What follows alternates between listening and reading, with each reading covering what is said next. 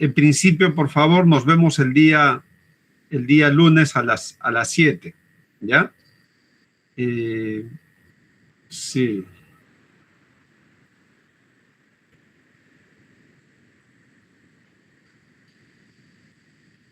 ¿Hola? Sí, profesor, los lunes a las 7, bueno, este lunes a las 7 para ver, bueno, acordar con la parte del curso de contratación, ¿verdad? Sí. Ahí comunico con compañero. Sí. Bueno, a ver, un poquito para contextuar digamos, el curso.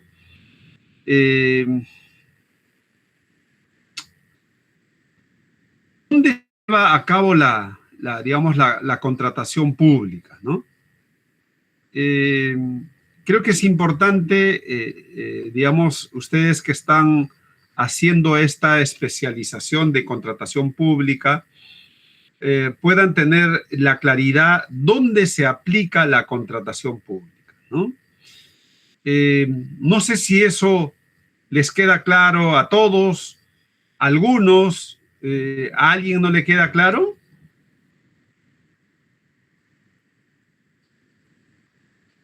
Aarón.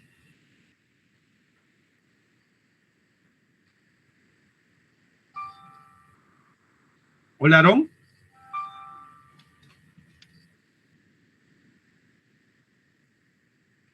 ¿Me escuchan? Hola. Sí, profesor, sí se le escucha. Ya, pero ¿está Aarón en el salón?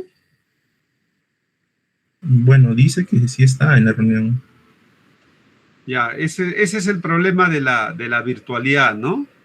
Entonces, claro, ingresan y se van, ¿no? ¿Está Alexandra? Sí, profesor. Alexandra, ¿cómo estás? Buenas noches. ¿Te queda claro dónde se aplica la contratación pública? ¿Has escuchado alguna vez? Bueno, sí me queda un poquito claro de dónde se aplica. Mayormente se hace con los sector público. En este caso se puede utilizar a través de licitaciones, el cual pueden estar derivados en proyectos, más que todo, ya que estos proyectos también buscan reducir lo que son las brechas. Ya. Alexis.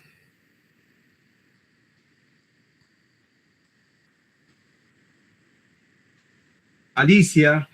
Voy a tomar nota, ¿ya?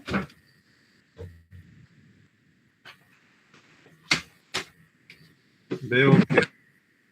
A ver.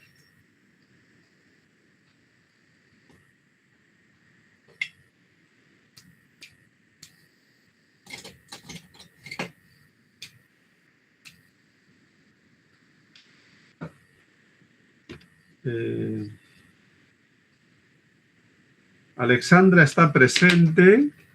¿Alexis está presente? Sí, estoy presente, profesor. Ya. Alicia. Sí, profesor, presente. Usted. Alicia, ¿te queda claro dónde se aplica la contratación? Bueno, ya terminamos eso. Ahora vamos a hablar de... Sí, profesor. Y exactamente vamos a ver temas de aprendizaje, temas de autonomía, como la monitora dejarle al muchacho, a la muchacha, a manejarse por sí misma. Sí, profesor, disculpe, lo que pasa es que acabo de retornar de una clase presencial y estoy regresando a mi casa.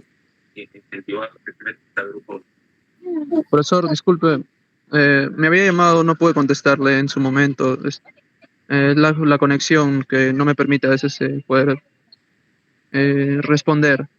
Ya. Ya, Aarón, ¿dónde se aplica la contratación pública? ¿Cómo dice? ¿Dónde se aplica la contratación pública? La contratación pública. Profesor, disculpe usted, no estaba escuchando muy bien la clase porque estoy regresando de otra clase que he tenido. No pude llegar a escuchar bien. No, acabamos de iniciar, Aarón, y estaba tratando de contextuar un poquito para qué sirve lo que vamos a estudiar, y quería saber, un sondeo rápido, ¿dónde se aplica la contratación pública? Bueno, sería en entidades del Estado, ¿no? Como los ministerios o en las instituciones públicas. Ya. De acuerdo. ¿Alguien, Nicole, quieres, por favor, comentar? Sí, profesor, justo quería hacer una acotación. Se aplica cuando el Estado tiene necesidad de adquirir bienes o contratar de repente servicios, y para ejecutar las obras necesitan usar los recursos públicos. Y se puede aplicar esto, como mencionó mi compañera, en ministerios, gobiernos nacionales, municipalidades, hospitales públicos también, o universidades estatales. Y solo una pregunta, y si alguien puede responder, ¿la contratación pública puede aplicarse en la Universidad Católica?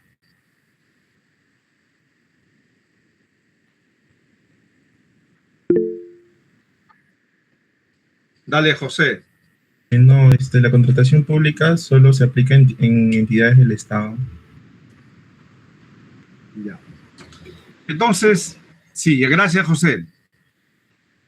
Como su nombre indica, pareciera incluso redundante, ¿no? Es contratación pública. El Estado, y quisiera empezar, digamos, esta sesión con eso. El Estado tiene varios poderes, ¿ya?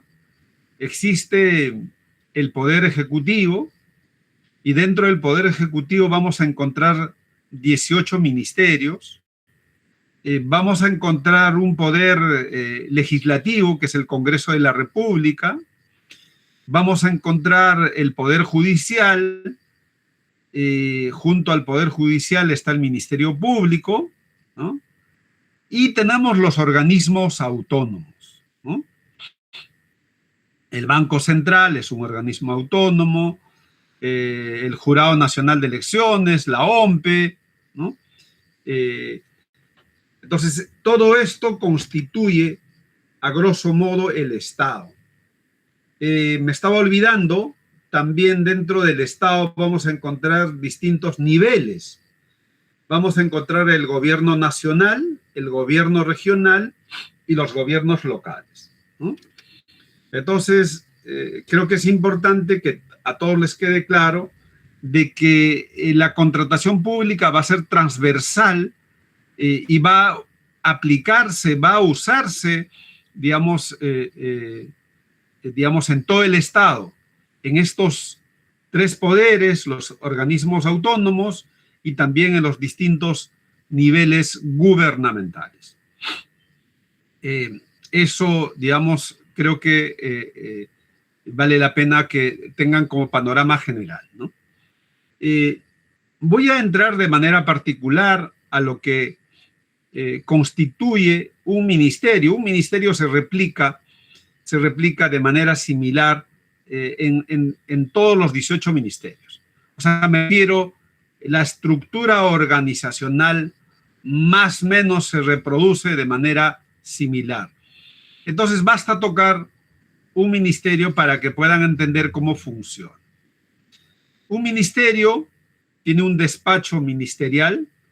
En este despacho ministerial, el jefe es el ministro, ¿no?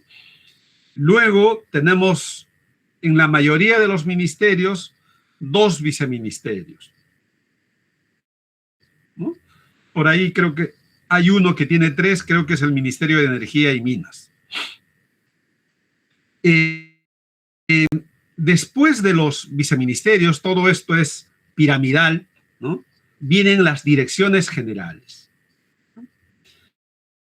Y debajo de las direcciones generales vienen direcciones de línea. Esto constituye un ministerio.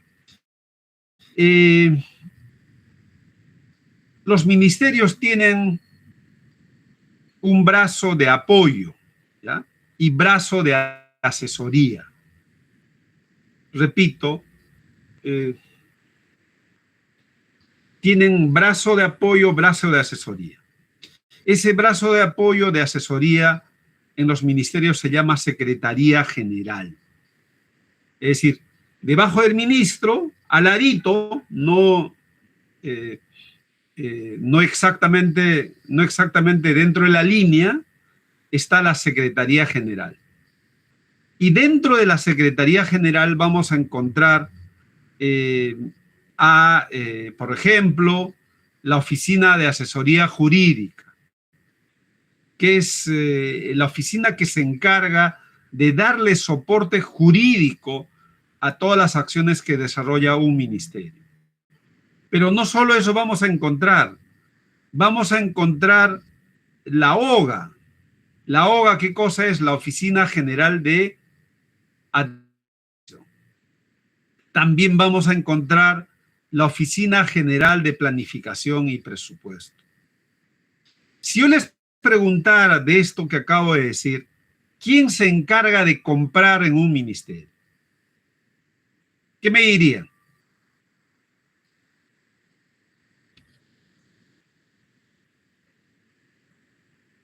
Eric, Giovanni.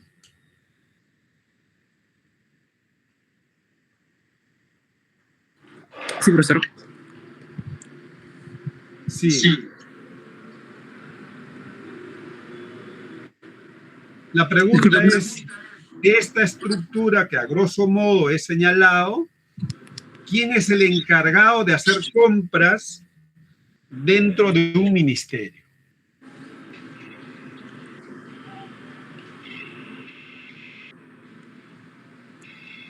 Supongo que una oficina encargada del inventario.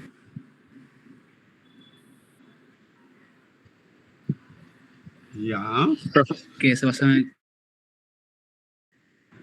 Se realiza un departamento específicamente para ello.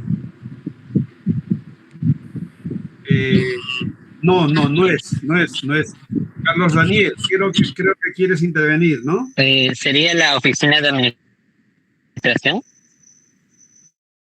Sí. O sea, ¿por qué les estoy hablando? Por favor, es de repente alguien que no me está siguiendo. El profe, ¿por qué nos habla de estas cosas? O sea, lo que quiero es ubicarles quién es el responsable de compras. ¿Quién es el responsable de la contratación pública?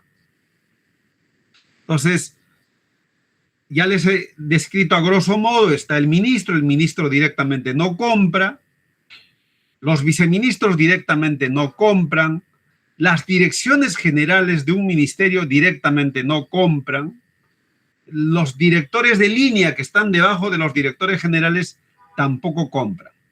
Y abajo están todos los funcionarios, ¿no? Los especialistas, los analistas, los asistentes, los practicantes, ¿no? El quien compra en un ministerio es la Secretaría General. Y les he dicho que es el órgano de apoyo, el órgano de asesoría de un ministerio. Y dentro de la Secretaría General hay varios cuadraditos.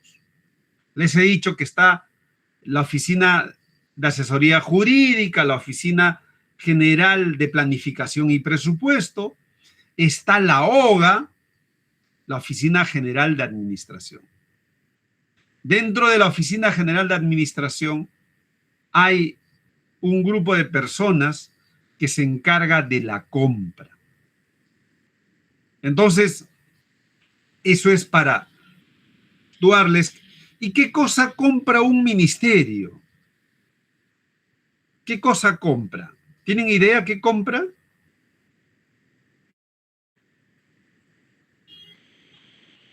Por ejemplo, los ministerios tienen que comprar las computadoras para los trabajadores.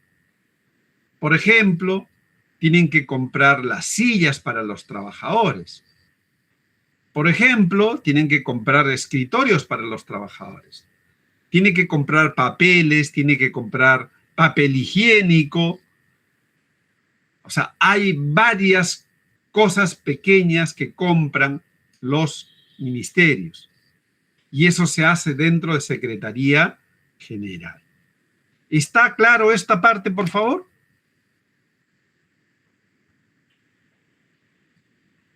Sí, profesor. Pero eso no es la parte más importante de las compras. ¿Ya? Desde luego, la Secretaría General, a través de su OGA, realiza estas compras que acabo de decirles. ¿Ya? A veces hay remodelaciones que tiene que hacer, tiene que construir un pequeño baño, tiene que acondicionar unas oficinas, y para eso también compra. Compra en el sentido de que va a requerir los servicios de un tercero, porque nadie en el ministerio está preparado para hacer edificaciones, nadie en el ministerio está preparado para, arreglar o construir un baño, ¿no? Entonces, también contratan los servicios para hacer esas cosas. Como verán, esto que acabo de decirles son cosas menores, cosas que se hacen para el funcionamiento de un ministerio, pero se compra, ¿ya? Secretaría General de todos los ministerios, a través de su OGA, se encargan de comprar bienes y servicios, ¿ya? Pero la parte más importante no está ahí, ¿ya? Dentro de los ministerios. Los ministerios tienen brazos ejecutores. Como su nombre indica, se encargan de la ejecución. Los brazos ejecutores no están dentro de esta estructura que acabo de decirles. Repito, la estructura que acabo de decirles es que hay un ministro, debajo hay dos cuadraditos que son los viceministros, debajo de cada viceministro hay directores generales. En general, más o menos, en cada ministerio, cada viceministro tiene 3 directores generales. Y debajo de cada director general existen directores de línea. Directamente, repito, ellos no compran. Si el viceministro requiere remodelar su oficina, si el viceministro requiere comprar computadoras para sus trabajadores del viceministerio, recurre a Secretaría General, recurre a la OGA de la Secretaría General. Y es la OGA de la Secretaría General quien se encarga de la adquisición. Y para eso lleva a cabo procesos. ¿Ya? Pero esto, como les he dicho, es básicamente para atender el funcionamiento de un ministerio. Y estábamos entrando a hablar de que la parte más importante está en los brazos. ¿Y cuáles son los brazos? A eso se llaman unidades ejecutoras. Y las unidades ejecutoras son las que se encargan, como su nombre indica, de ejecutar. ¿Y qué cosa ejecutan? Les voy a poner el ejemplo. En el caso del Ministerio de Transportes, por ejemplo, toda la estructura que les he señalado está presente, pero tiene varios brazos. Tiene un brazo que se llama Provías Nacional. Tiene otro brazo que se llama Provías Descentralizado. Tiene otro brazo que se llama Pronatel. Solo les menciono esos 3. Y cada uno de estos brazos también tienen su propia estructura organizacional. El jefe del brazo ejecutor es un director ejecutivo. Ahí hay un director ejecutivo. Debajo del director ejecutivo, ¿qué vamos a encontrar? Vamos a encontrar, por ejemplo, una gerencia de estudios. Por ejemplo, vamos a encontrar una gerencia de obras. Vamos a encontrar una gerencia de supervisión.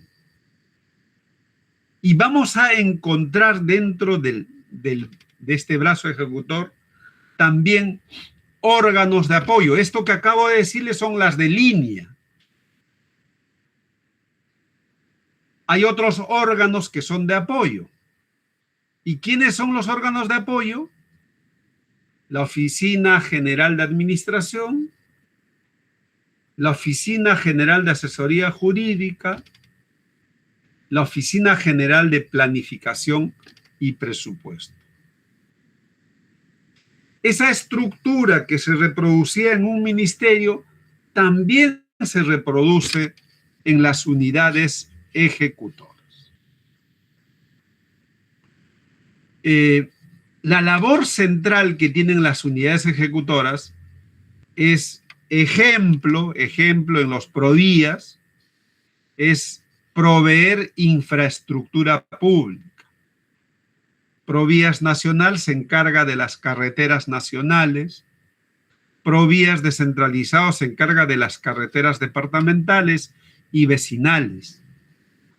Y cuando digo se encargan de proveer, se encargan de construir, de rehabilitar, de mejorar, de mantener la infraestructura. Y para poder construir, mejorar, rehabilitar, mantener la infraestructura, hacen contratación pública. ¿Está claro?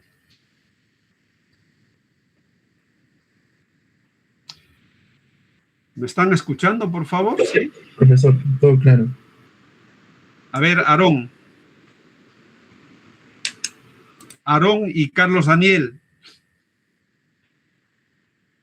Sí, profesor, se escucha. Ah, ya, no, yo pensé que querías intervenir. No, era para mostrar que sí estoy escuchando. Aarón, ¿tú querías intervenir o era para decir que está claro?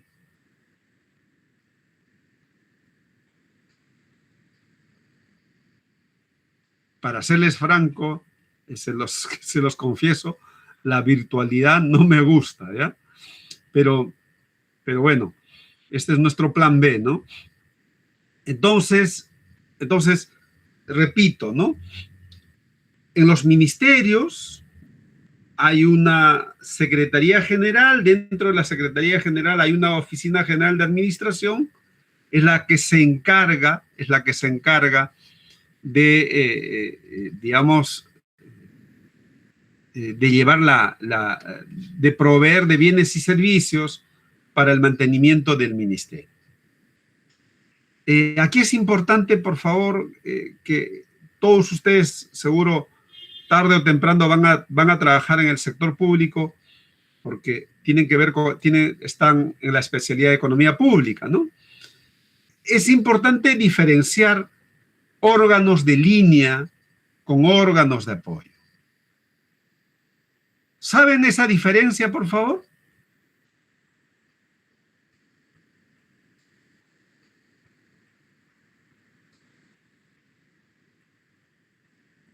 Kimberly. ¿Dice?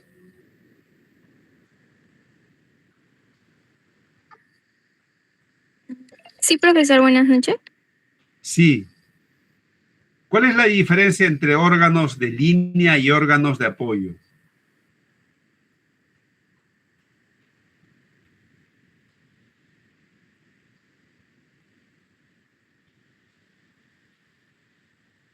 Bueno, puedo entender que los órganos de línea son aquellos que digamos, cumplen con los objetivos que tiene cada ministerio, es decir, las actividades o proyectos que tenga cada ministerio, y las de apoyo son las que de una otra manera complementan a las primeras, ¿no?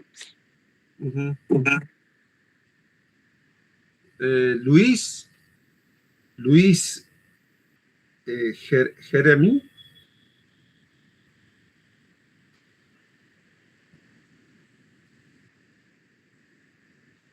¿No está? Mira, voy a llamar así al azar y si llamo y no están, simplemente voy a considerar que no están presentes, por favor. Matías.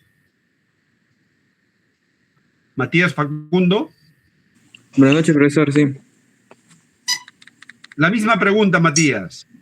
Disculpe, ¿puede repetirme porque acabo de cambiar el dispositivo? No está en la computadora y pasé al celular. Ya. Ya, Mayeli.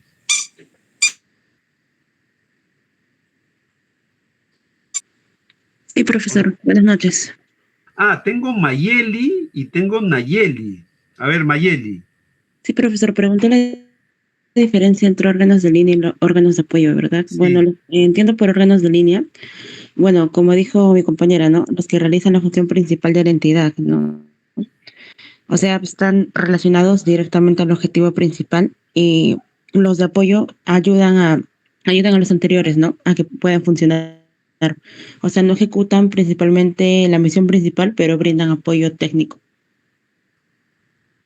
Ya. Nayeli, muchas gracias, Mayeli.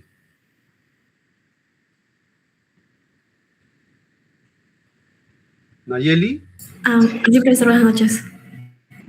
¿Qué tal? Buenas noches. Ok. Bueno, yo entiendo por órganos de línea que son como, bueno, como había mencionado mis compañeros anteriores, que son las unidades organizativas encargadas pues, de ejecutar las funciones principales de la entidad. Y al respecto a los órganos de apoyo, son como unidades responsables de la administración interna, como brindar soporte técnico, logístico, se podría decir, como recursos humanos, financieros, por ahí. Es lo que entiendo. Gracias, gracias. Mira, en general me alegra mucho que a todos les quede, o al menos a los que he preguntado les quede claro, esta diferencia entre órganos de apoyo y órganos de línea, ¿no? Lo han mencionado, los órganos de línea son los encargados de hacer que se cumpla los objetivos principales de la entidad, de un ministerio. Son aquellos, todos tienen funciones, ¿no? Todos los ministerios tienen funciones, cada cuadradito tiene funciones. Pero un ministerio tiene un objetivo central y tiene varios objetivos específicos. Los que se encargan de que se materialicen esos objetivos son los órganos de línea. Entonces, por ejemplo, en los ministerios son los 2 viceministros, ¿no? Los 2 viceministros son los encargados de que efectivamente se logre los objetivos. Y desde luego, para eso le apoyan los directores generales, le apoyan las direcciones de línea. Y los órganos de apoyo, o sea, ejemplo, Secretaría General es un órgano de apoyo que es grande, en los ministerios es grande. Es parte de la alta dirección. Pie de página, ¿qué es alta dirección en un ministerio? Ministro, los 2 viceministros, Secretaría General y jefe de gabinete. Eso es la alta dirección. Cada vez que en un ministerio dicen está en la alta dirección, quiere decir que se están reuniendo estas 4 personas, ¿no? Ministro, los viceministros, secretario general y también a veces el jefe de gabinete.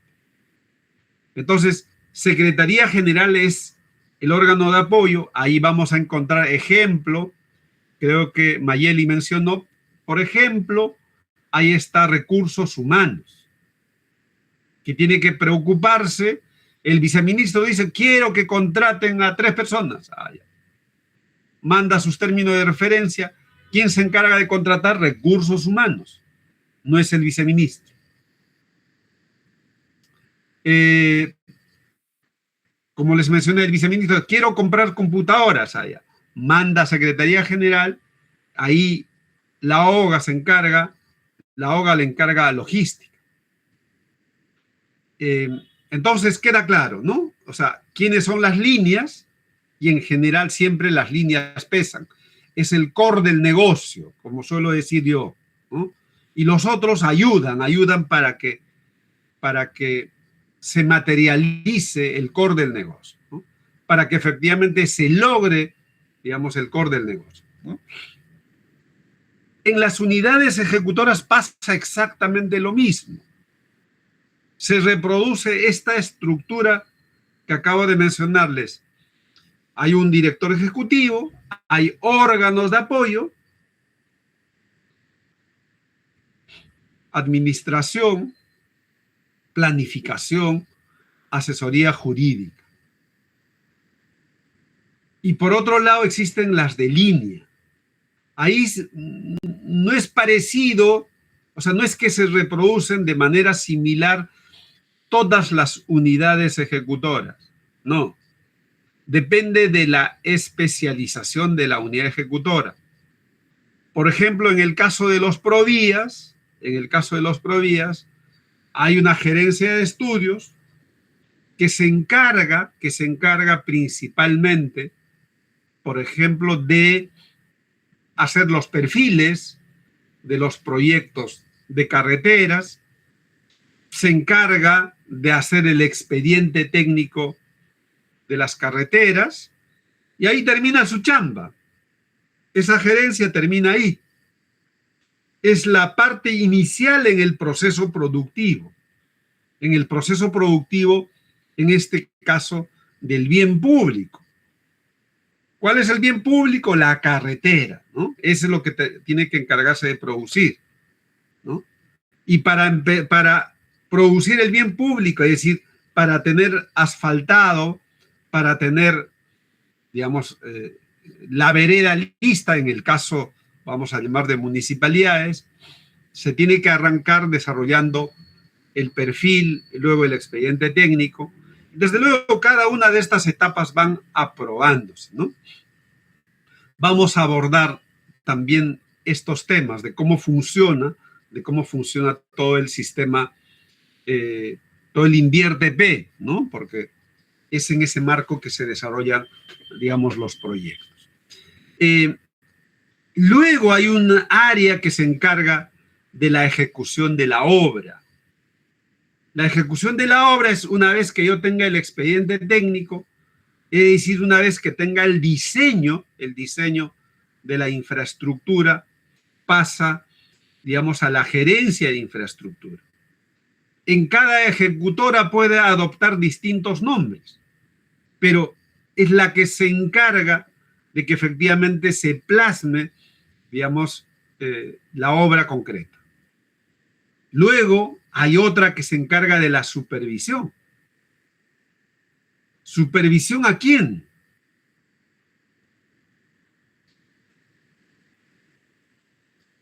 Y luego hay otra área que se encarga del mantenimiento de la infraestructura. ¿Alguien me puede decir a quién supervisa esa gerencia de supervisión?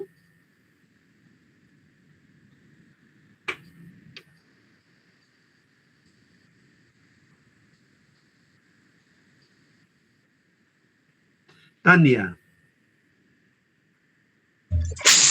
Sí, profesor, buenas noches. Buenas noches, Tania. Pregunté.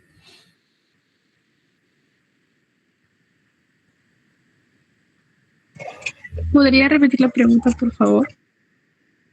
Les mencionaba que en la estructura organizacional de una unidad ejecutora, a veces, no siempre, hay una gerencia de supervisión.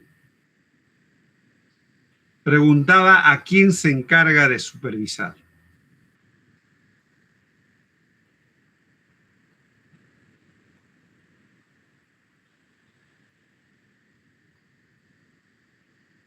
En este caso, creo que los que se encargan principalmente de supervisar son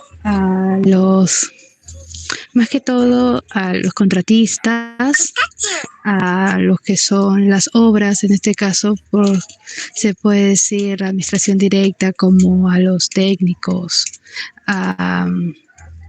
Y es que sin ese caso la unidad ejecutora, ¿no? Es una obra sin contratar a un tercero, ¿no? Más que todo.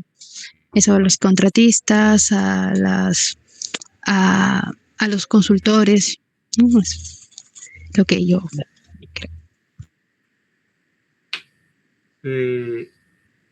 Jason, la misma pregunta.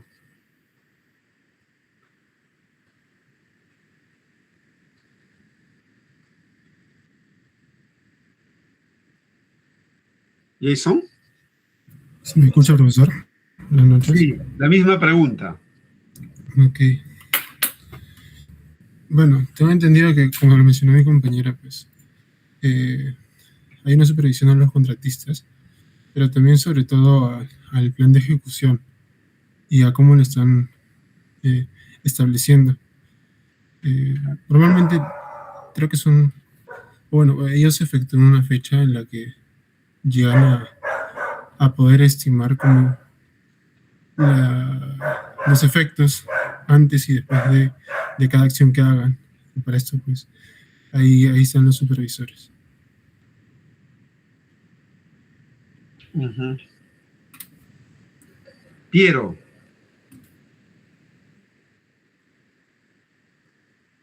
Sí, profesor, acá estoy. ¿Me escucha, profesor?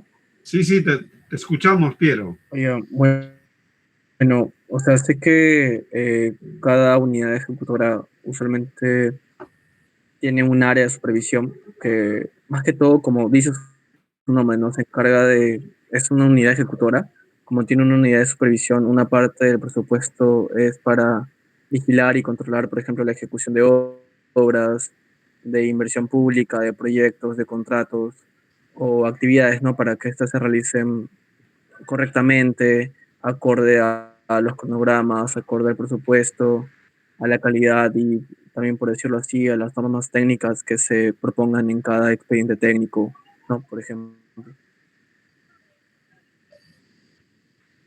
Ya. Romina.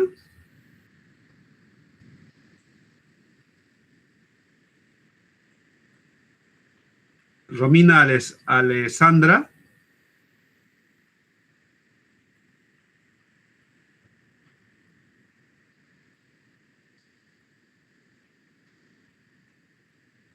No está, ¿no?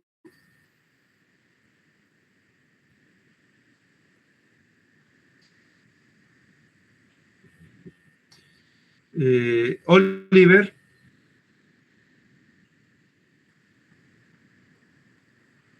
Sí, profesor, buenas noches. ¿Me escucha? Sí, te escuchamos, Oliver. Sí, profesor, estaba diciendo a quiénes se encarga, en este caso, de supervisar, ¿no? Los órganos. Bueno, tengo entendido, profesor, que, como está explicando, cada entidad tiene diversas áreas, o sea, se dividen en diversas subáreas, entonces se encarga de evaluar, de supervisar lo que es esto, pues, ¿no? Las diversas subáreas para ver si se está ejecutando bien en este caso, ¿no? De manera... Ya. Un favor.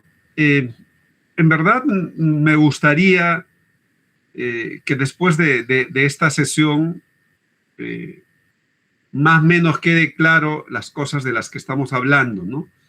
Y las cosas de las que estamos hablando tienen que ver directamente con la contratación pública, ¿ya?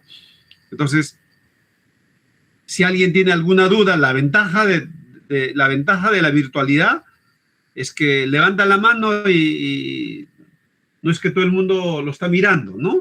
Así es que pueden incluso un tímido puede preguntar tranquilamente en la virtualidad. Entonces, háganlo, por favor, que no quede ninguna duda, ¿no? O sea, en general, y es importante, creo que fue Nicole, o no me acuerdo,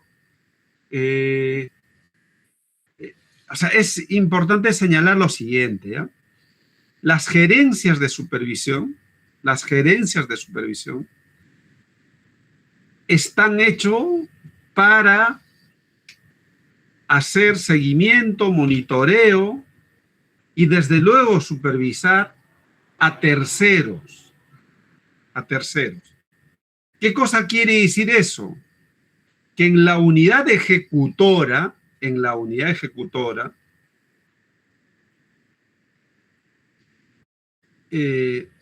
hay una cajita, y cuando yo digo cajita me refiero a una gerencia, cuya labor central es supervisar a terceros.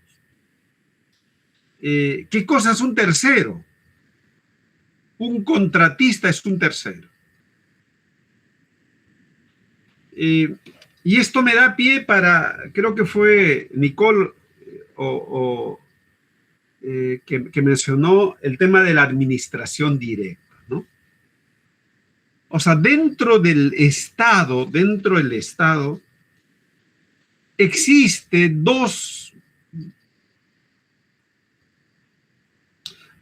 varias formas, ¿ya? Existen varias formas, y luego también vamos a hablar de eso.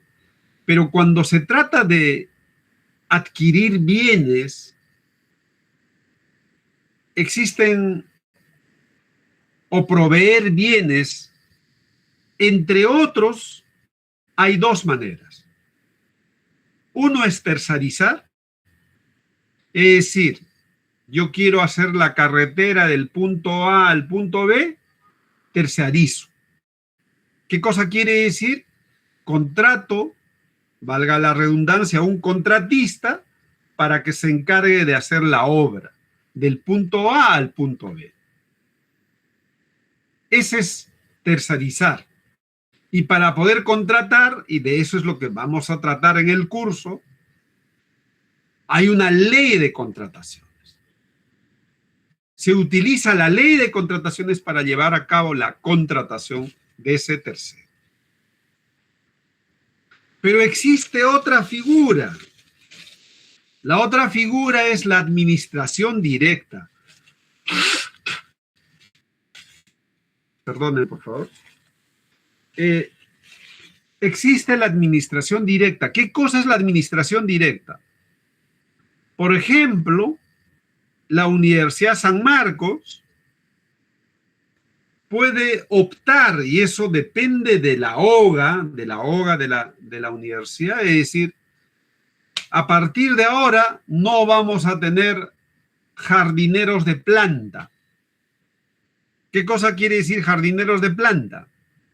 Es decir, jardineros en planilla de la universidad. Y esos jardineros de la universidad se encargan ¿de qué? De gestionar de que los jardines de la universidad estén verdes, se encargan de regar, se encargan de plantar, se encargan de mantener, ¿no? Y para eso la universidad lo ha metido en la planilla a los jardineros. ¿Qué cosa significa meterlo en la planilla?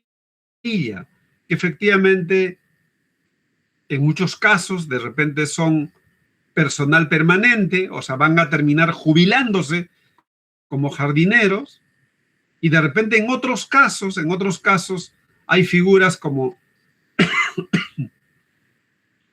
el CAS,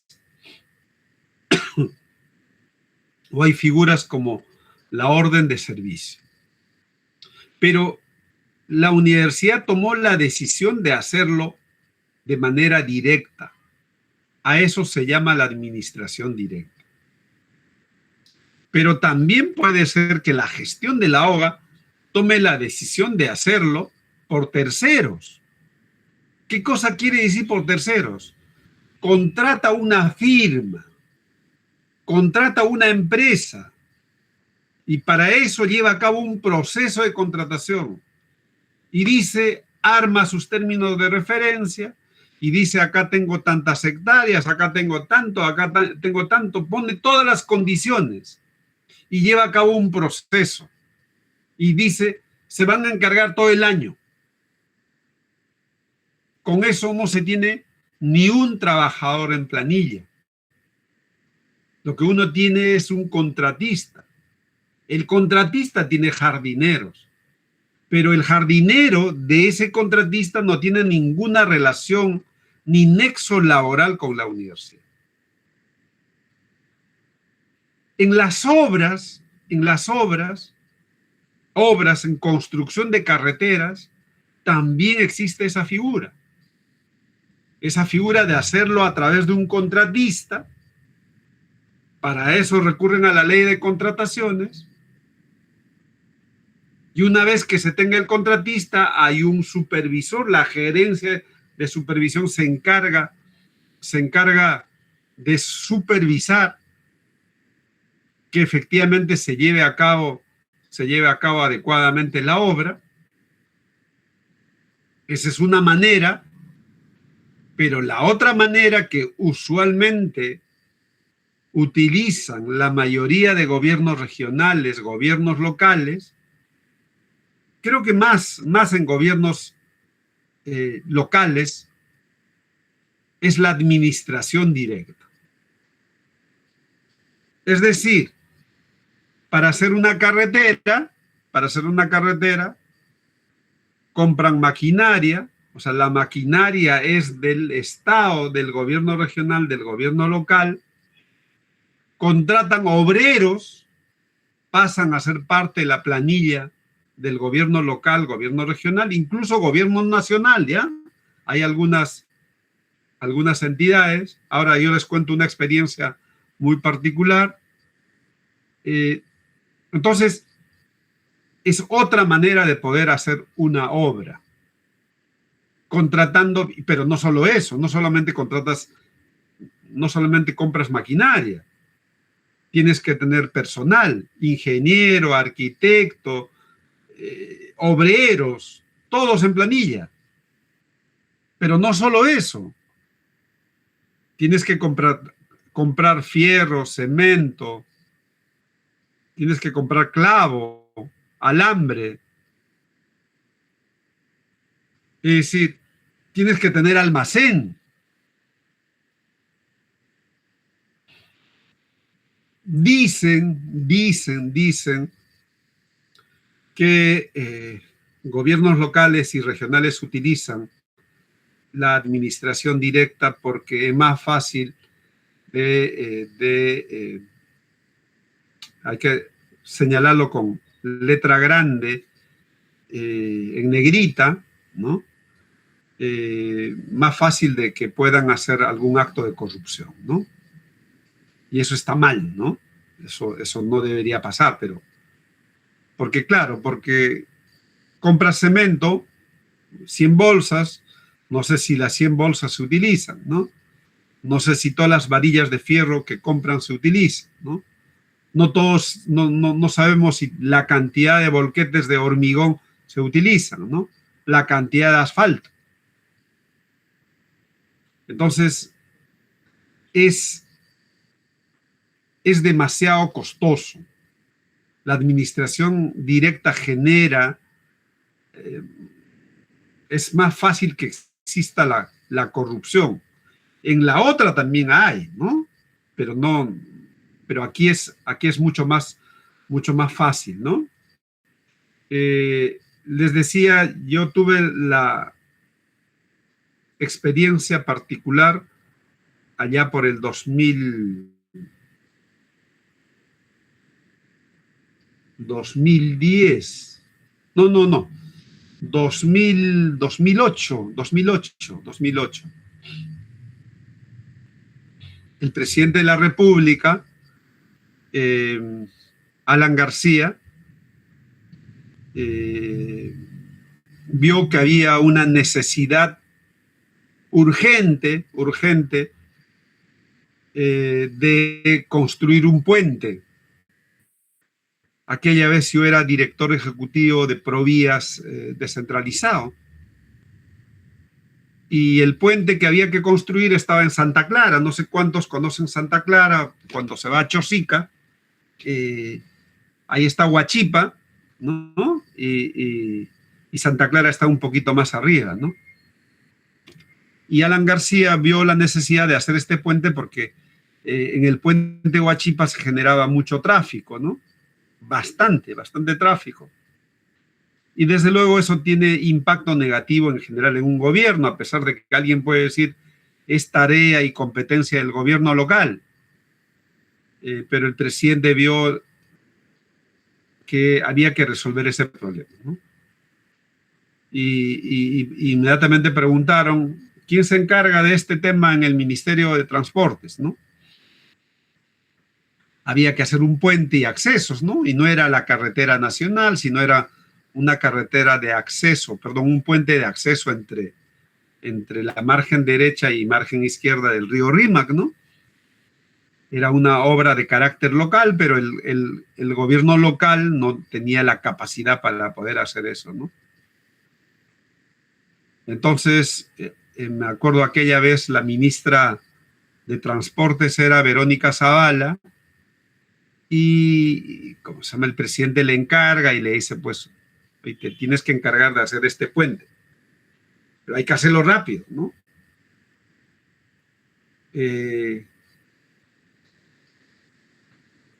¿Qué cosa pasa? ¿Qué cosa ocurre en un escenario normal? En un escenario normal, cuando aparece un proyecto de esta naturaleza, uno tendría que hacer el perfil y hay que hacerlo con tercero, es decir, hay que hacer una licitación, hay que hacerlo con un tercero, es decir, con una firma consultora. Hay un proceso de licitación que tiene su propio periodo, sus tiempos. Se da la viabilidad. Una vez que se da la viabilidad hay que hacer el expediente técnico. Y el expediente técnico también hay que licitarlo, o sea, hay que hacer contratación pública. Y una vez que apruebas el expediente técnico, hay que licitar la obra, ¿no? Y en general, entre licitación y licitación, entre cada uno de estos, si todo va bien, es 45 días en una etapa, 45 días en otra etapa, 45 días en otra etapa. Entonces, si ustedes sacan su cuenta, suman los 45 días, pónganle 60 días, tienen 180 días solo en procesos. Aparte del desarrollo del perfil, desarrollo del expediente técnico y la construcción de la obra, ¿no? Entonces, es un incentivo, pues, para muchos alcaldes hacer administración directa, dicen, ¿no? ¿Cuál es el pretexto? Dicen, hoy quiero ahorrarme los 45 días del perfil, los 45 días del expediente técnico, los 45 días para la obra, ¿no? O sea, 180 días. 180 días es 6 meses, ¿no? 6 por 3, 6 meses, o sea, medio año. Pretexto para hacer administración directa es esto. Me quiero ahorrar esos 6 meses y lo voy a hacer in-house, se dice eso, ¿no? O sea, lo voy a hacer dentro. Desde luego, aquella vez que yo estaba en Provías no hacían ni un perfil, ni un expediente técnico, ni una obra por administración directa. Todo era por terceros. Todo. Pero regresó con la orden la ministra y dijo, hay que hacer esto lo más rápido. Y alguien dice, ¿cómo es lo más rápido? Hacerlo por administración directa, ¿no? Así es que todo hicimos por administración directa, claro, ahorramos esos 6 meses aprox, ¿no? Pero no se imaginan lo que eso significa, ¿no? El costo de transacción es demasiado alto, ¿no?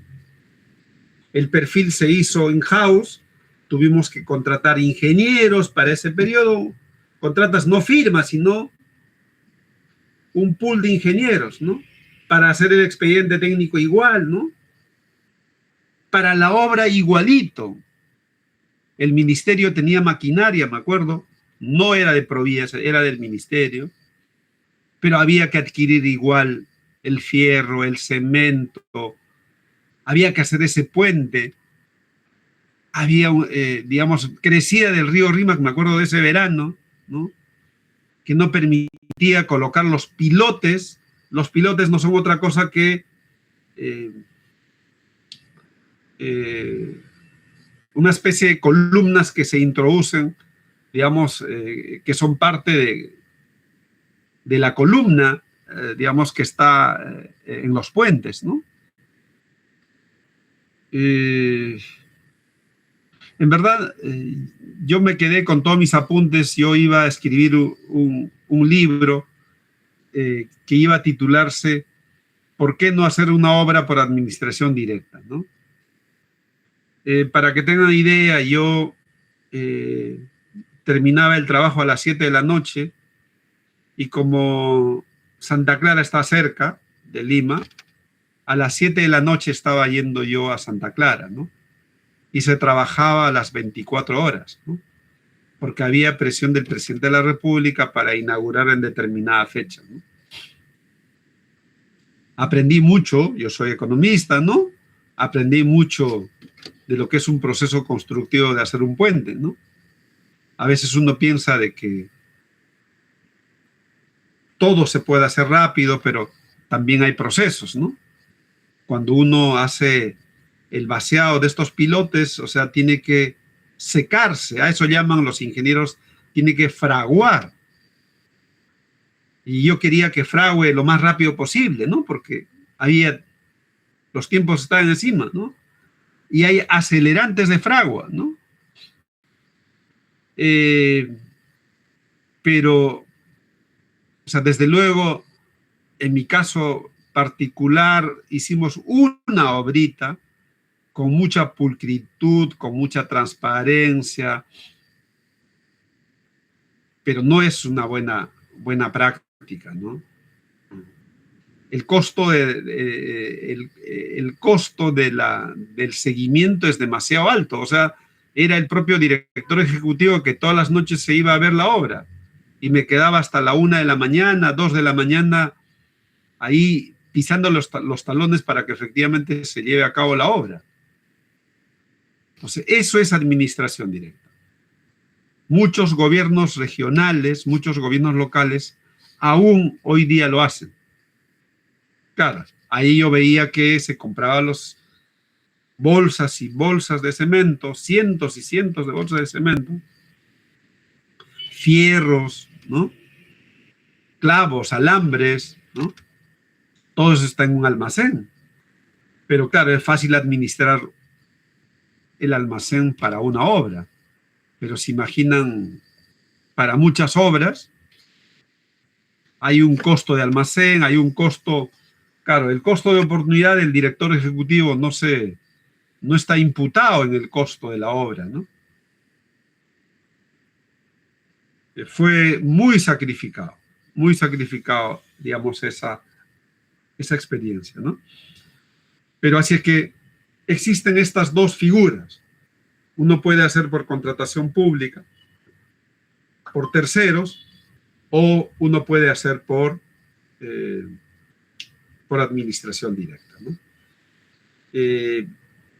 Hay una serie cada vez el Ministerio de Economía y Finanzas ha ido poniendo candados para que cada vez se haga menos por administración directa, ¿no? Pero igual, a pesar de que hay estos candados, suelen los gobiernos subnacionales hacerlo, ¿no?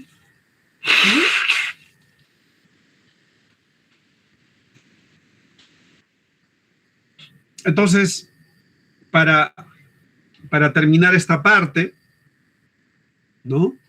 Los principales usuarios de la ley de contrataciones, son las secretarías generales de los ministerios, son las unidades ejecutoras, estos brazos ejecutores que tienen los ministerios, ¿no? Repito, en transportes tienes los más emblemáticos son estos tres, ¿no? Los Provías Nacional Descentralizado, Pronatel es el Programa Nacional de las Telecomunicaciones. En agricultura, los más importantes son Agrorural y Programa Subsectorial de Irrigación, ¿no? En educación está Proniet,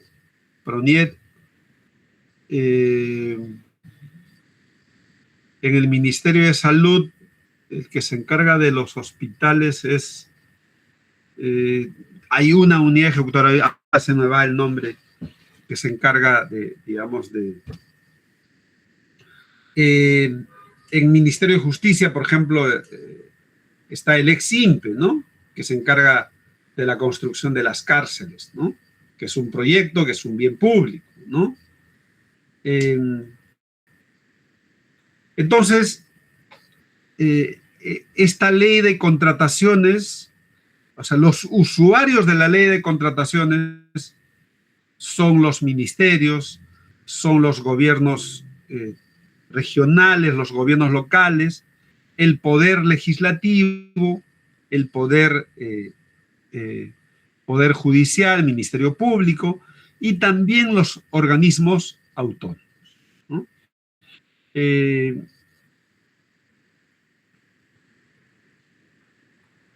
Dicho de otra manera, para proveer bienes y servicios el Estado, ¿ya? En general, porque comprar una laptop para el uso del viceministro no es proveer bienes a favor de los ciudadanos, ¿no? Pero hacer una carretera, hacer un colegio, hacer un hospital, ¿no? Construir un canal de riego, hacer una presa, es proveer un bien público a la sociedad, ¿no? En general, para proveer estos bienes públicos, se utiliza la ley de contratación. ¿Ya? También, repito, hay esta figura de hacer por administración directa. No es que la administración directa excluye a la ley de contratación. Ahí va a depender de los montos, ¿no? Claro, si son menores a determinada cantidad de UITs, compran de manera directa para hacer la obra por administración directa.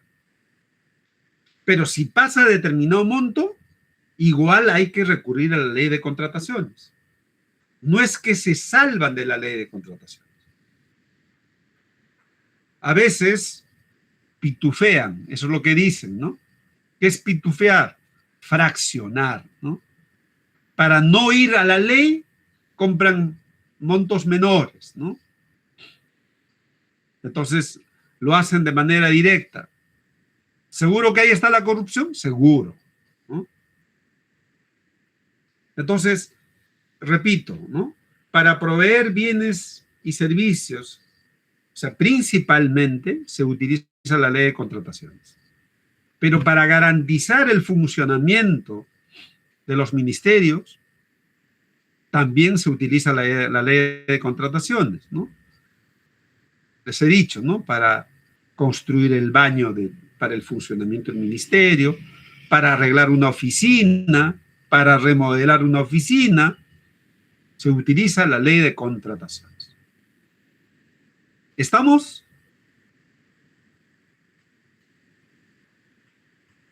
Sí, profesor.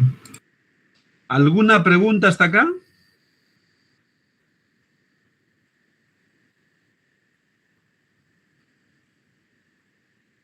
¿Alguien tiene alguna duda? Profe, una consulta. Dale, Carlos Daniel. Cuando hacen el pitufeo, que esto de vez en cuando siempre es irrelevante en alguna noticia, ¿cómo, o sea, hay una penalidad directa o pasa por un proceso?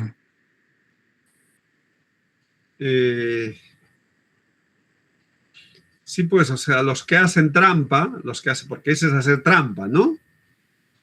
En vez de comprar, no sé, voy a poner así 1000 varillas de fierro, ¿no? Compran 500 varillas, ¿no? Y 500 varillas están menos de determinada cantidad de UITs, ¿no? Y hacen 2 compras, ¿no? Y seguro que si hubieran hecho una sola compra, el costo hubiera sido menor y desde luego el Estado hubiera ganado, el país ganaría, ¿no? Los órganos de control en el Estado, es decir, las oficinas de control interno, que hoy día dependen directamente de la Contraloría General de la República, es decir, son funcionarios que están, ¿cómo decirles?, alojados en cada ministerio, en cada unidad ejecutora.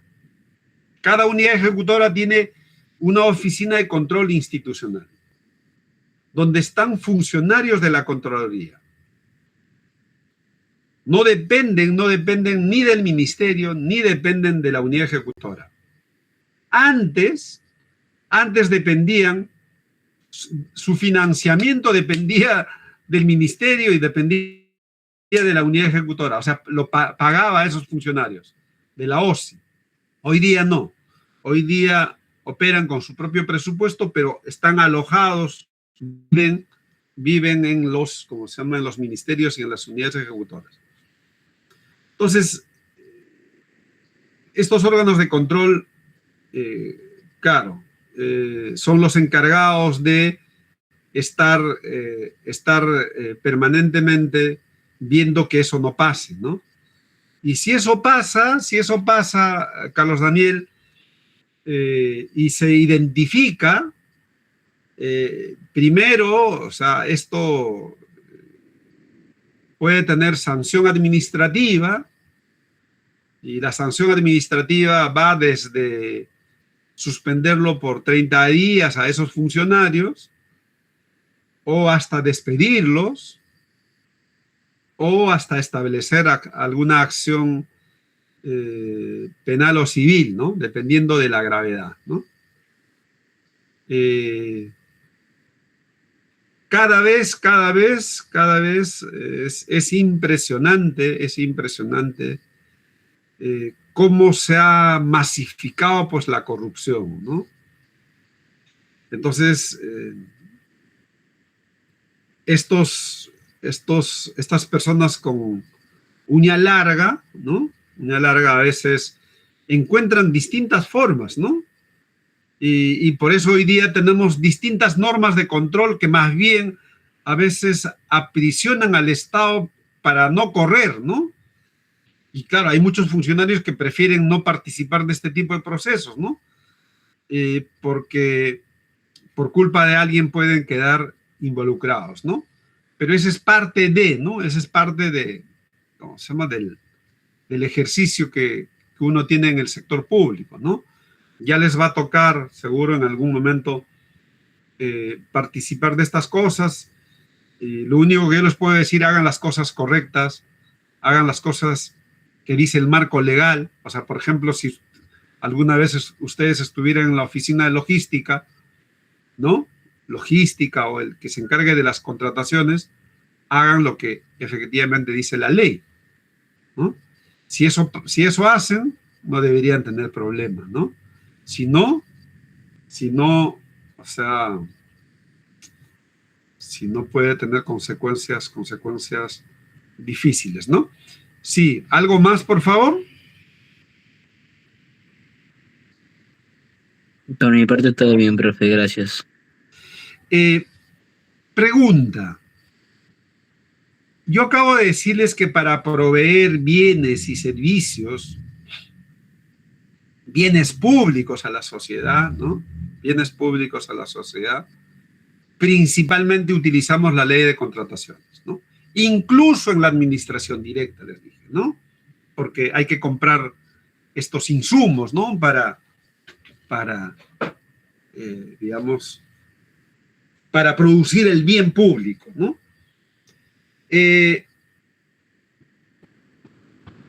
¿Hay otra manera de proveer bienes públicos en el país? ¿Tienen idea?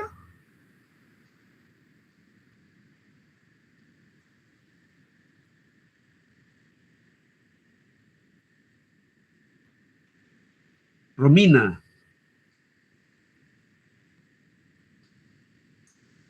Romina no ha regresado, solo prendió su cámara y se fue. Profe, ¿puede ser por contratación pública? O mejor dicho, ¿cómo se llama esto de acá? concurso público ahorita. A ver, eso vamos a ver en el desarrollo del curso. Vamos a ver en el desarrollo del curso. Hay licitación pública, hay contratación pública, hay contrataciones de menor cuantía, hay distintos tipos de contratos, pero todo eso es contratación pública, Carlos Daniel. ¿Ya? Yo les pregunto, ¿hay otro mecanismo de proveer bienes y servicios? Sí hay otro mecanismo. ¿Ya? No vamos a estudiar, nosotros no vamos a estudiar esos otros mecanismos. ¿Ya? A eso se llama los procedimientos especiales de contratación. Por ejemplo, ¿ustedes han escuchado de la ANIN? ¿Han escuchado de la ANIN?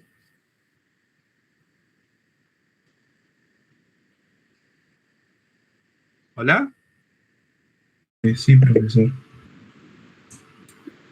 La ANIN es la ex-ARC, ¿no? La Autoridad de Reconstrucción con Cambios. La autoridad la han convertido ahora en la Autoridad Nacional de Infraestructura. En teoría, esa autoridad, la ANIN, debería convertirse en el futuro, ¿no? Esa era un poco la visión, en el Ministerio de Obras Públicas. Particularmente, no comparto, porque creo que cada ministerio tiene cierta especialización. Es distinto hacer una carretera que hacer un hospital, que hacer un colegio, que hacer un canal de riego, que hacer una represa. ¿No? Es distinto. Entonces, por ejemplo, la ANIN tiene su propio PEC, llaman el Procedimiento Especial de Contratación. ¿Ya?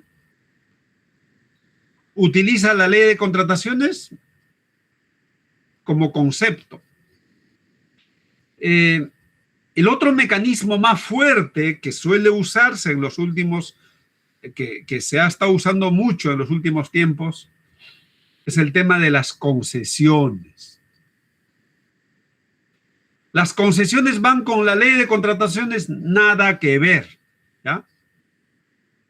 Nada que ver. Vamos a abordar inicialmente, sí, vamos a abordar para que tengan un marco general también de las concesiones. Pero las concesiones tienen su propia normatividad, ¿ya? Tienen su propia normatividad. Hay otro mecanismo que hoy día está presente y lo promueve Proinversión. O sea, Proinversión es la entidad que se encarga de promover las concesiones en el país.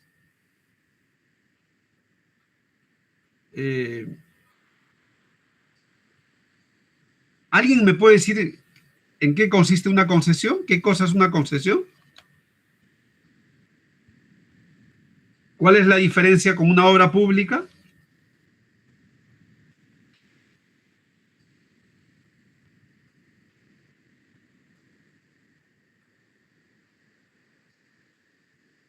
Luis, Julián. Sí, profesor, buenas noches. Sí, te preguntaba. Pues bueno, la diferencia está en que las concesiones son, pues el Estado otorga a un privado el derecho de que éste pueda explotar y operar un servicio público, ¿no? por cierto tiempo. En un caso podría ser un peaje, ¿no? Ya. ¿Y la obra pública?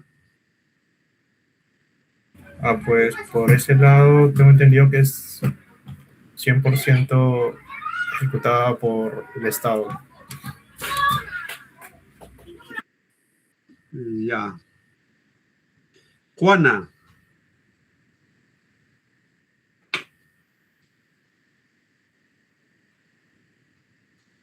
Juana Claudia. Profesor, lo escucho.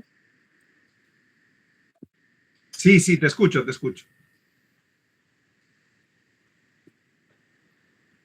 Bueno, mencionó en la anterior pregunta acerca de qué manera se proveen los bienes públicos. No. O sea, les estaba mencionando de que para proveer bienes públicos no solamente utilizamos esta herramienta de la contratación pública, la ley de contrataciones, sino también tenemos otros mecanismos. Y estos otros mecanismos tienen su propio procedimiento especial de contrataciones, regulados por ley, ¿ya? Distinto a la ley de contrataciones. Les ponía el ejemplo de la NIN. Tenemos a Proinversión, que tiene su propio procedimiento especial de contrataciones, promueve las concesiones. Estaba preguntando cuál es la diferencia entre una obra pública y una concesión. Ya. Bueno, una concesión, como lo había mencionado también el compañero anterior, Luis, otorga, ¿no?, a una empresa privada en derecho de administrar un bien público, ¿no? En su ejemplo dijo peajes, también puedo decir tal vez los puertos. Y en cambio una obra pública ya es la construcción ya para el beneficio de la población, financiada ya con los recursos del Estado.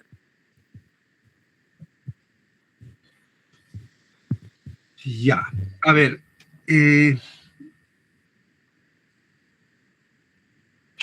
que es importante y seguro vamos a ahondar mucho más adelante, ¿ya? Y va a ser importante sus preguntas, ¿no? Una obra pública hecho bajo la ley de contrataciones, tiene un periodo de inicio y un periodo de finalización. Lo financia 100% el Estado, contrata a un tercero para que haga la obra pública, entrega el contratista a la obra pública, se inaugura la obra pública y ahí terminó. ¿Estamos? Entonces, es contratado por el Estado, pagado por el Estado a un tercero.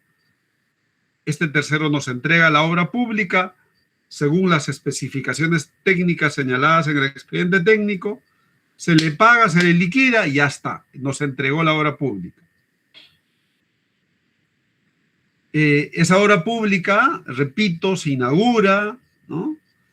Y al día siguiente, en 5 meses, 6 meses, nadie se preocupa de la operación y el mantenimiento. No sé cuántos serán. ¿Hay alguien acá de Ayacucho en este grupo? ¿Alguien de Huancavelica? ¿Alguien de Huaytará? ¿De Pampas? No tengan miedo de levantar. ¿O alguien ha ido varias veces a Ayacucho, a Pampas, a Huancavelica? ¿Quién? ¿Kimberly? ¿Quién dijo yo? Hola.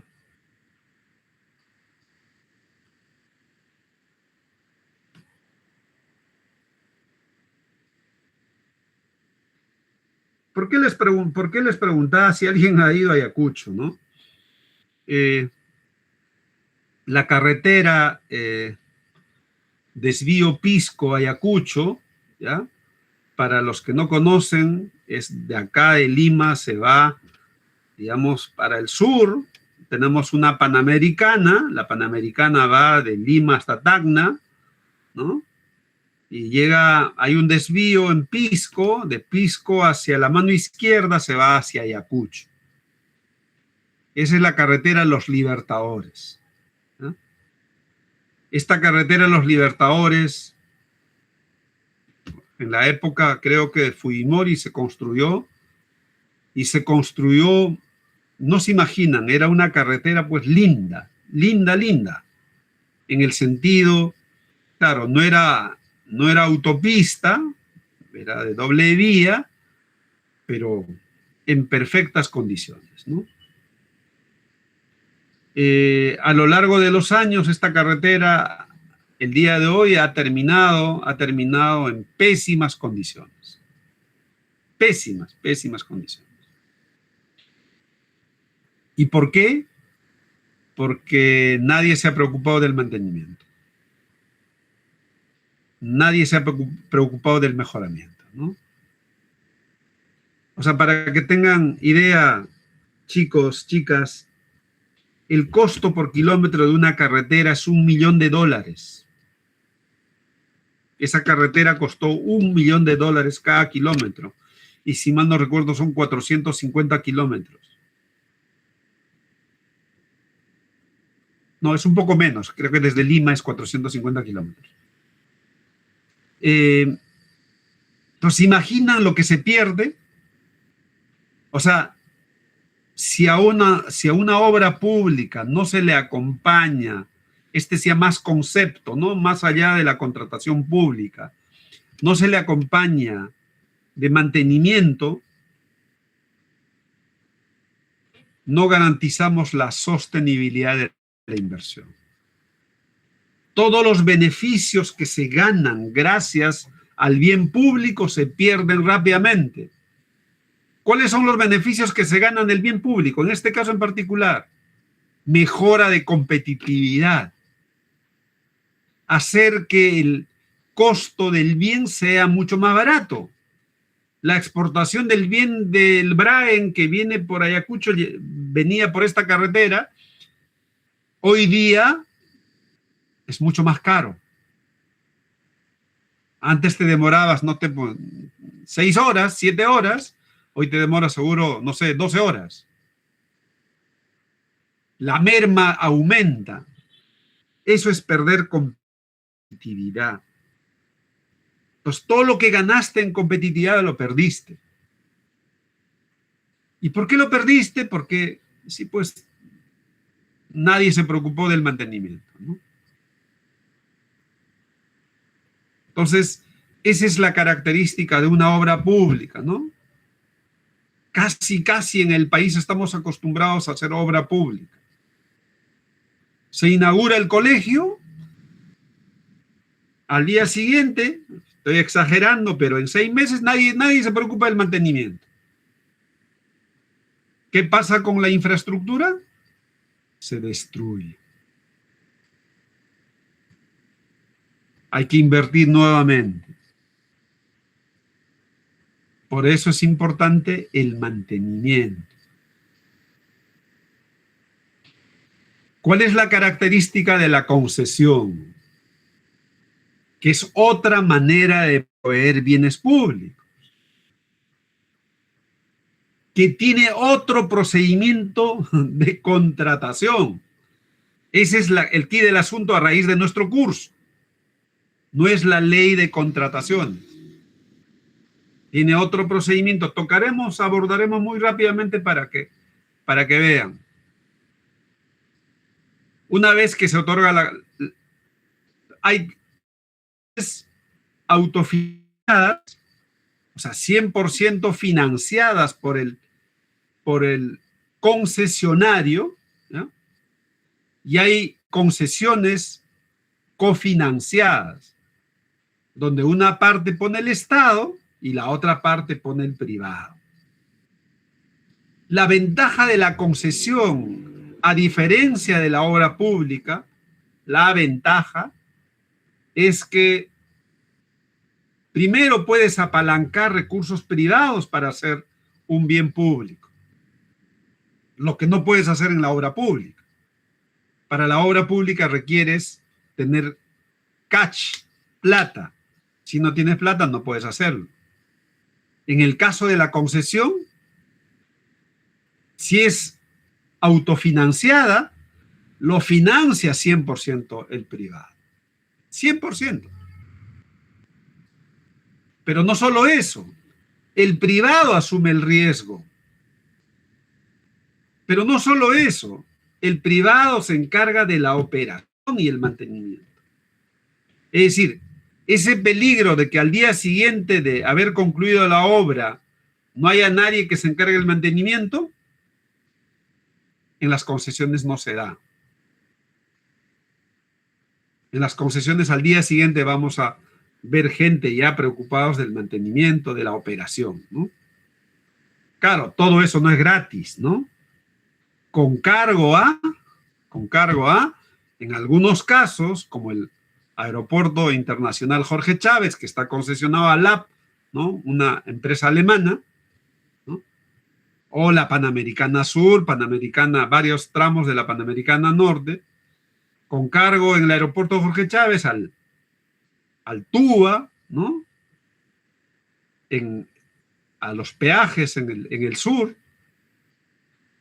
Pero no hay merienda gratis, ¿no? No hay forma de que una obra se mantenga sin que los recursos se alimenten de alguna parte, ¿no? En el caso de las concesiones autofinanciadas, o sea, es el privado el que, claro, las concesiones tienen periodos largos, ¿no? Y para eso cada concesionario en el momento que ha postulado, hay un proceso ahí un poquito más largo, ¿no? Hace su estudio económico-financiero para ver a partir de qué periodo va a empezar a recuperar, ¿no? Y desde luego es rentable, ¿no? Y recuperan, pero garantizan que el bien público esté en perfectas condiciones, estén bien. Tenemos el aeropuerto Jorge Chávez, tenemos los aeropuertos en general del país están concesionados, ¿no? O sea, me refiero a la infraestructura de los aeropuertos, los terminales. Hay uno encargado del sur, otro encargado del norte.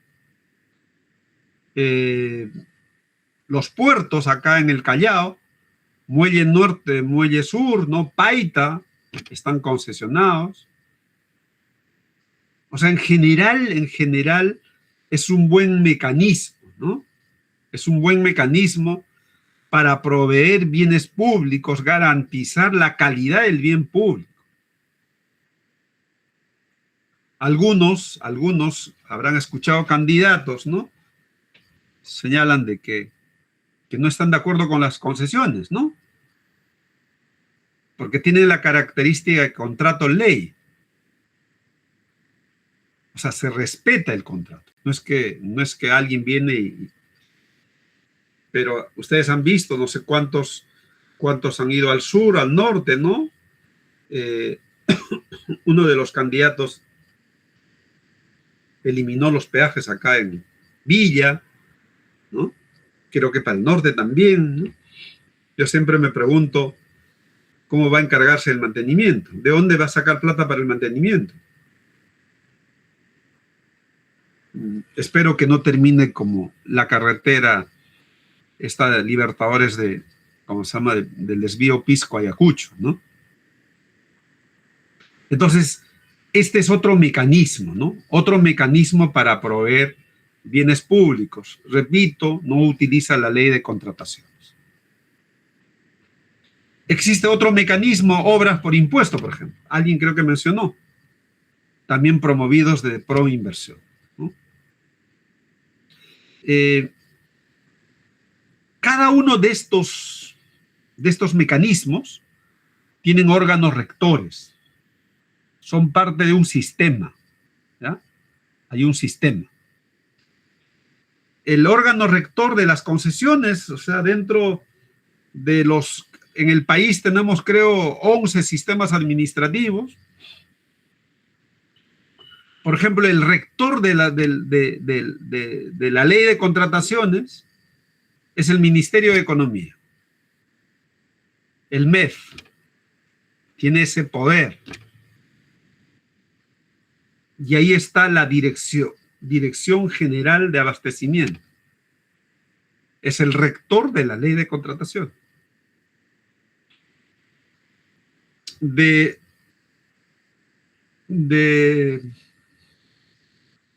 las concesiones en general, también hay una rectoría. Y el rector es el MEF. El MEF nuevamente. Y ahí existe la Dirección General de Inversión Privada.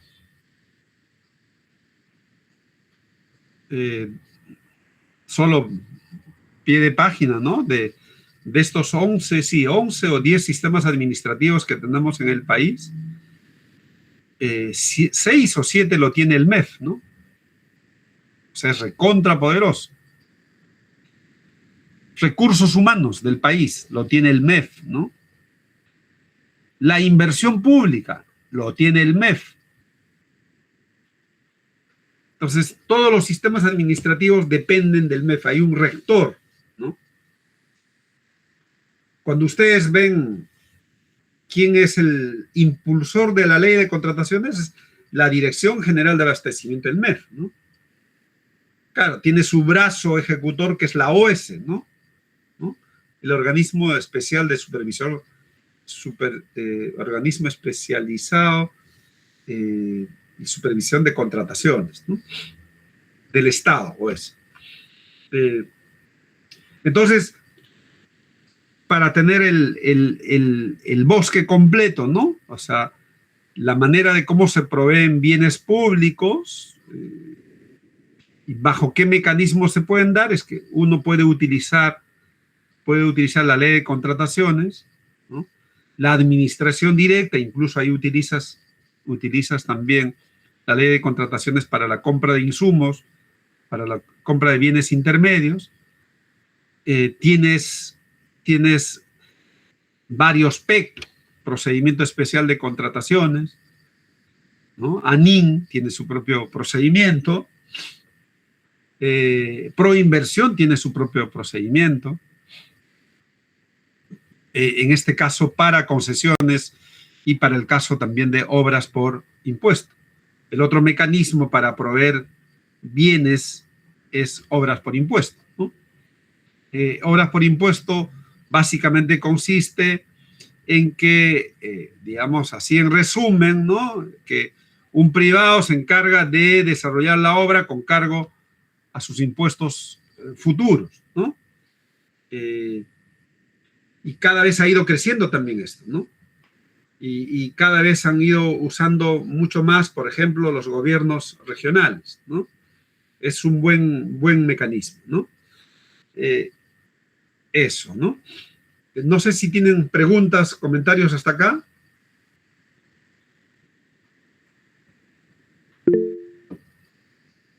A ver, José. Sí, profesor, sobre, o sea, lo que usted había comentado del mejoramiento, ¿no? de los proyectos, y bueno, según tengo entendido es que no existe un presupuesto tangible designado para mantener toda la cantidad de infraestructura, por ejemplo, de una localidad, ¿no? Por lo que frecuentemente se recurre a otros proyectos de inversión para poder financiar estas intervenciones, ¿no? Ya sea de rehabilitación o mejoramiento, ¿no? Bueno, eso es lo que me han contado, ¿no? No sé si es cierto, ¿no? Entonces quería ver si su punto de vista, ¿no?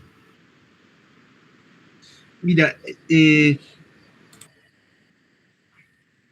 lo que pasa para hacer un proyecto sostenible, hay que internalizar dentro del proyecto los costos de mantenimiento, los costos de operación y mantenimiento.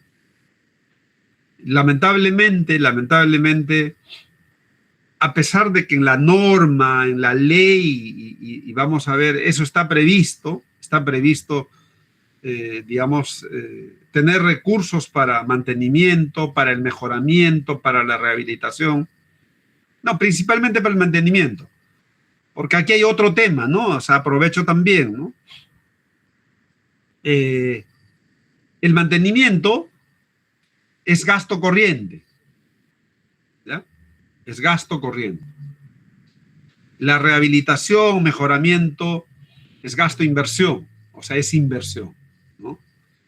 Entonces, en general para los políticos, gobernadores, alcaldes e incluso algunos ministros, sí, pues hacer mantenimiento no es redituable, ¿no? No les da votos, porque claro, uno no es que inauguras una nueva obra, no es la misma obra, claro, está mantenido y a veces nadie se percata de que sí, pues está bonito, ¿no? O sea, no tiene baches, ¿no? Siempre la gente dice, uy, qué nueva obra, ¿no? uy, nueva obra, ¿no? Entonces, el mejor ejemplo es que cada vez que se formula hay que contemplar recursos para el mantenimiento, pero no siempre eso se hace, ¿no? Y así debería ser. Claro, mantener toda la infraestructura pública existente el día de hoy, o sea, si uno estimara todos los colegios, postas médicas, vayan al hospital nomás, los hospitales, ¿cómo están? O sea, uno ve despintados, sin cortinas, con lunas rotas, ¿no? Y seguro uno va a los colegios, pasa lo mismo, y uno va a las carreteras llenos de huecos en todo el país, ¿no? Canales de riego, represas. En general, es una buena práctica y desde luego es importante, chicos y chicas, la regulación, ¿no? La mejor buena práctica es concesión, ¿no?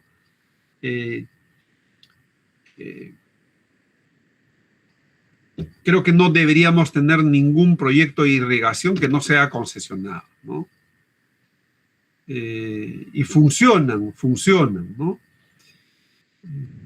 Pero no siempre, pues, o sea, a veces para los apetitos de los políticos no siempre esto parece gustarles, ¿no? Porque